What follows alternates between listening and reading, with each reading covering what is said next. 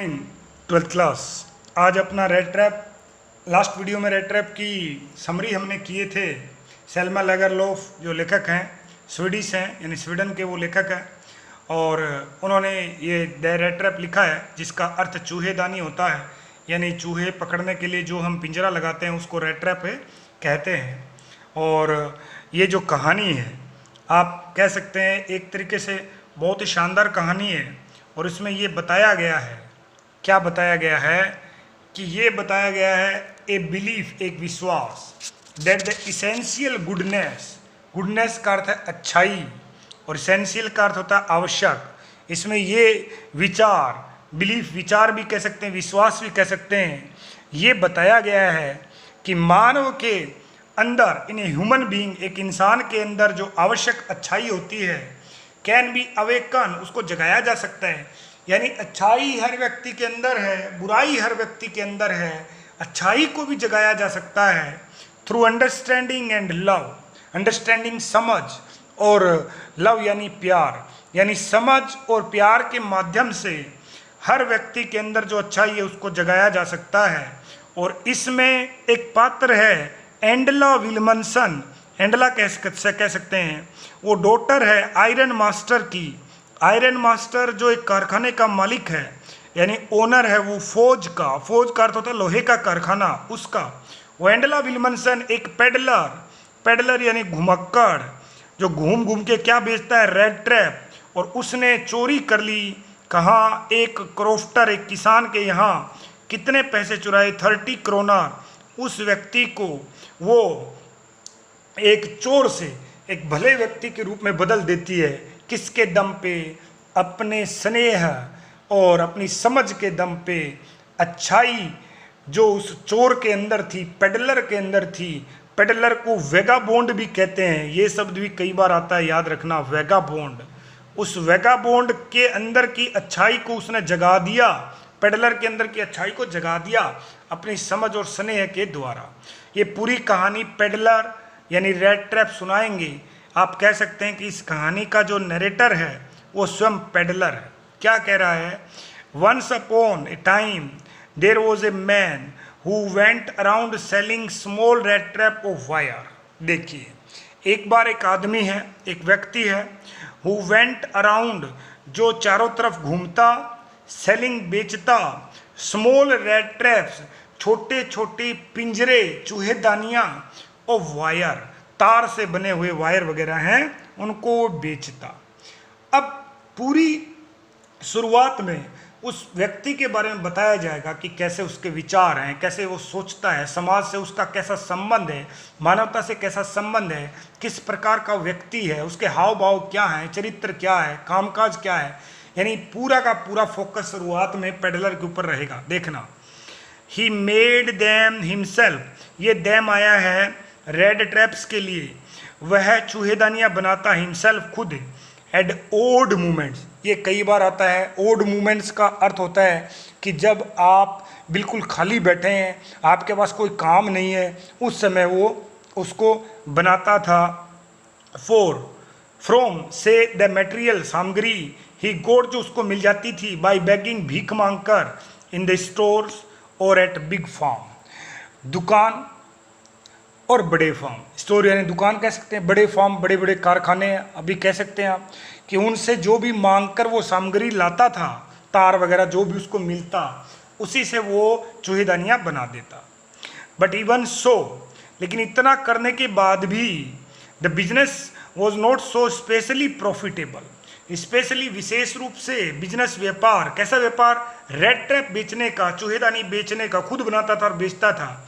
वो क्या नहीं था? प्रॉफिटेबल नहीं था। प्रॉफिटेबल यानी वो लाभदायक नहीं था, उसमें ज़्यादा मुनाफा नहीं था। सो ही हैड टू रिजोर्ट, देखिए रिजोर्ट का अर्थ होता है सहारा लेना, इसलिए उसे सहारा लेना पड़ा, to both begging and pretty. Both का अर्थ है दोनों, बेगिंग का अर्थ होता है भिक्षा मांगना, पीटी लिखा है, पीटी का अर्थ होता है छोटी मोटी, ये वर्ड है प्रीटी, इसका अर्थ सुंदर होता है। पीटी का अर्थ होता है छोटी मोटी, थिवरी का अर्थ होता है चोरी, टू कीप, ताकि वो रख सके, बॉडी यानी शरीर को, सोल यानी आत्मा को, टुगेदर, एक साथ। आत्मा और शरीर को एक साथ रख सके, समझ लें आप, यानी जिंदा रह सके। जिंदा व्यक्ति में दोनों चीज होती है, मरने के बाद आत्मा अमर रहती है, शरीर का नाश हो जाता है, उसको जला दिया जाता है, राख बन जाती है। तो शरीर और आत्मा को जिंदा रखने के लिए वो क्या करता था कि छोटी मोटी चोरी और भिक्षा का सहारा लेता। आगे देखिए, इवन सो हिज क्लोथ्स, यहाँ तक कि उसके कपड़े वर इन रैग्स। देखिए रैग्स का अर्थ होता है फटे पुराने कपड़े, चिथड़े चिथड़े हो जाना, उसके कपड़े फटे पुराने थे।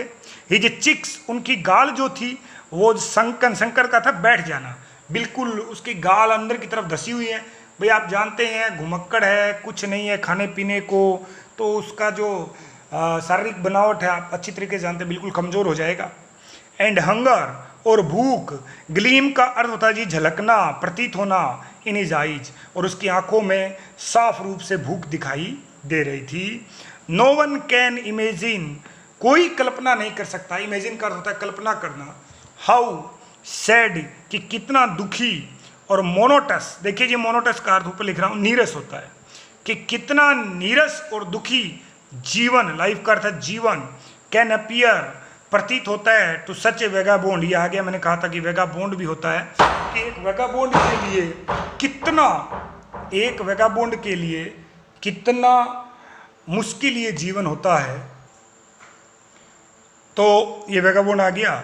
Life can appear to such a vagabond, एक घुमक्कड़ के लिए जीवन कितना दुखी और नीरस होता है, ये कोई भी इमेजिन भी नहीं कर सकता, कल्पना भी नहीं कर सकता, सोच भी नहीं सकता। हु प्लोड्स, देखिए प्लोड्स का अर्थ होता है भटकना, घूमना, जो घूमता है अलोंग द रोड, कि ये तो कोई कल्पना ही नहीं कर सकता कि एक घुमक्कड़ व्यक्ति के लिए जीवन कितना नीरस होता है। और वो घूमता रहता है किसके किनारे, अलोंग का अर्थ है किनारे, किसके किनारे, सड़क के किनारे। देखिए left to his own meditations, और बेचारा घूमता रहता है किसको छोड़ते हुए, मेडिटेशन का अर्थ है चिंतन, ओन का अर्थ है स्वयं, और वो अपने ही चिंतन में क्या रहता है, खोया रहता है, यानी वो कुछ दुविधा में हमेशा रहता है। बट वन डे, लेकिन एक दिन, दिस मैन हैड फॉलन, ये व्यक्ति घिर गया। वैसे तो फॉल का अर्थ होता है गिरना, हम सब जानते हैं, फॉल फील फॉलन, लेकिन ये गिरना वाला नहीं है, घिर जाना।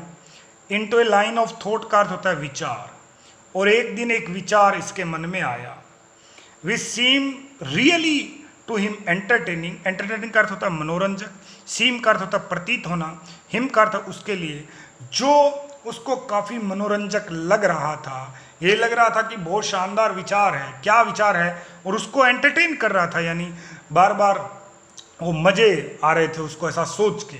अब वो सोचना क्या है ये देखना। He had naturally being thinking, वह स्वाभाविक रूप से सोचता रहता था। क्या सोचता रहता था? ऑफ हिज रेड ट्रैप्स, अपनी जो चूहेदानियाँ हैं उनके बारे में। अच्छा जी, उसके आगे लिखा है, ये तो स्वाभाविक है कि वो चूहेदानियों के बारे में सोचेगा। Which suddenly he was stuck by, और एक दिन ऐसे ही चूहेदानियों के बारे में सोचते सोचते, ही वॉज स्टक बाई का अर्थ होता है एक विचार का प्रकट होना, द आइडिया, एक विचार उसके दिमाग में आया। क्या? The whole world with its lands and seas, यानी पूरी दुनिया, होल वर्ल्ड पूरी दुनिया, अपनी जितनी भी जमीन है, समुद्र हैं, इट्स सिटीज अपने जो शहर हैं, विलेजेज जो गांव हैं, वो जो नथिंग। ध्यान से देखना, वो कह रहा है कि समुद्र, नदियाँ, गांव, शहर ये कुछ भी नहीं है, ये दुनिया कुछ नहीं है, तो दुनिया क्या है फिर? But a big red trap, माने एक दुनिया, पूरी संसार को वो एक चूहेदानी मानता है। और जिस प्रकार चूहेदानी में चूहा आ जाता है उस लालच के टुकड़े को देखकर जो हम पिंजरे के अंदर लगाते हैं, वैसे ही व्यक्ति भी जीवन रूपी चूहेदानी में फंस जाता है लालच को प्राप्त करने में। देखना, it had never existed for any other purpose, वो कह रहा है कि पूरी दुनिया, सारी दुनिया एक चूहेदानी है। और साथ में एक बात ये भी कही है कि इट, ये दुनिया के लिए है, had never exist for any other purpose than to set baits for people. वो कह रहा है कि चूहेदानी, चूहेदानी को क्या माना? पूरी दुनिया, यानी दुनिया रूपी जो चूहेदानी है उसका कोई उद्देश्य नहीं है सिवाय लोगों को लालच में डालना। देखना, इट हैड नेवर एग्जिस्टेड अस्तित्व फॉर एनी अदर पर्पज, कोई अन्य उद्देश्य नहीं है देन टू सेट का अर्थ लगाना, बेट लालच के टुकड़े फॉर पीपल, मानी इसका और कोई काम है ही नहीं। लालच के टुकड़े लगाए जाते हैं, लोग उनको छूने का प्रयास करते हैं और फंस जाते हैं। देखिए, इट ऑफर्ड, और ये रेड ट्रैप यानी दुनिया रूपी रेड ट्रैप, ऑफर्ड का अर्थ होता है प्रस्ताव रखता है, रिचीज एंड जॉय, कि ये जो है वो लोगों के सामने, रिचीज एंड जॉय का अर्थ होता है धन दौलत, लोगों के सामने धन दौलत रखता है। शेल्टर यानी घर, फूड भोजन, हीट आप कह सकते हैं गर्माहट, क्लोथिंग कपड़े, ये सारी चीज़ें वो है लोगों के सामने रखता है। एग्जैक्टली ठीक उसी प्रकार एज जैसे कि द रेड ट्रैप चूहेदानी ऑफर्ड प्रस्तावित करती है, रखती है, प्रस्तुत करती है चीज एंड पोर्क। वो कह रहा है कि जिस प्रकार चूहेदानी चीज रखती है और पोर्क रखती है। देखिए, जो ये पोर्क है ना, इस पोर्क का अर्थ होता है आपका जो सूअर का जो मांस है उसके छोटा टुकड़ा है उसको बोलते हैं क्या, ये पोर्क बोलते हैं। कि जिस तरह चूहेदानी में पोर्क लगाया जाता है या चीज़ लगाया जाता है, चीज़ यानी पनीर आप कह सकते हैं, पनीर का एक टुकड़ा, और वो लगाते हैं और जैसे ही चूहा उसको छूने का प्रयास करता है फंस जाता है। और इसी प्रकार ये दुनिया भी एक रेड ट्रैप है और वो चीज़ और पोर्क ऑफर करती है। And as soon as anyone let himself, as soon का अर्थ होता है जैसे ही, एनीवन कोई भी, लेट अनुमति देता है, हिमसेल्फ खुद को, be tempted to touch the bait. देखिए, टेम्प्टेड का अर्थ होता है प्रलोभित होना, टच का अर्थ है छूना, द बेट, और जैसे उस लालच रूपी टुकड़े को कोई भी अपने ललचाए हाथों से छूने का प्रयास करता है तो फंस जाता है। और क्या होगा, it closed in on him, और वो चूहेदानी उसके ऊपर क्या हो जाती है, बंद हो जाती है। जैसे पिंजरा चूहे को फंसा लेता है, बंद हो जाता है, वैसे ही। And then everything came to an end, और फिर सब चीज़ों का अंत आ जाता है जैसे चूहे का जाता है। सही बात है। अब वो कह रहा है the world had of course, ये जो दुनिया है निसंदेह कभी भी क्या नहीं थी, never been very kind to him peddler, kind दयालु, कि ये दुनिया उस पेडलर के प्रति कभी दयालु नहीं रही। यही तो एक वजह है, तभी तो वो दुनिया के बारे में इस तरह के विचार रखता है और उसको बड़ा आनंद आता है, बोलता है मैं अकेला नहीं, सारी दुनिया ही दुखी है। देखना, so it gave him unwanted joy, unwanted अनचाहा, जॉय करता है खुशी, और इसलिए उसको अस्वाभाविक खुशी हो रही थी, बड़ा मजा आ रहा था, क्योंकि दुनिया तो उसके साथ अच्छा व्यवहार करती नहीं है, तो ऐसा सोचता कि सब दुखी हैं, सब फंसे हुए हैं। 2 थिंकिंग इल ऑफ इट, इल का अर्थ होता है बुरा, और इट ये है ना, ये संसार के लिए आया है, तो संसार के बारे में बुरा सोचना इन दिस वे, इस ढंग से उसको बड़ा अच्छा लगता था।